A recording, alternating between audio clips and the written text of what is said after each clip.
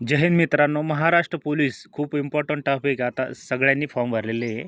तर पुरुष उमेदवारांसाठी आपण 1600 मीटर हे खूप इम्पॉर्टंट आहे आणि आपण सहज प्रॅक्टिस केल्यानंतर 20 गुण घेऊ शकता. आपण टाईम टेबल बघू.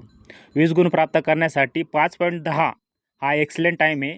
पूर्ण गुण भेटू शकता आउट ऑफ, आणि कोशिश करा की 20 गुण आपण प्राप्त करू शकतो, तशी प्रॅक्टिस करा. नेक्स्ट 18 गुण.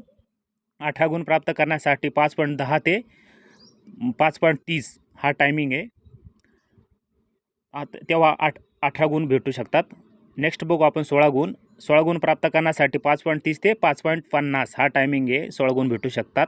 नेक्स्ट बघू आपण 14 गुण. 14 गुण प्राप्त करण्यासाठी 5.50 ते 6.10 हा टायमिंग आहे. 14 गुण भेटतात.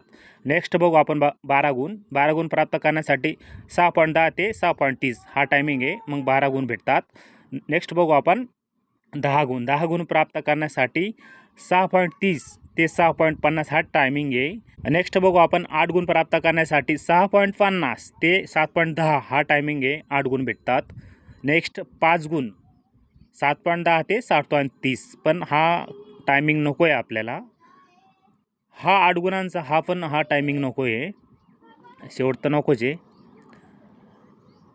10 गुण पण नको आहे. सिलेक्शन व्हायचं आहे त्या दृष्टिकोनातून 12 गुण पण नको.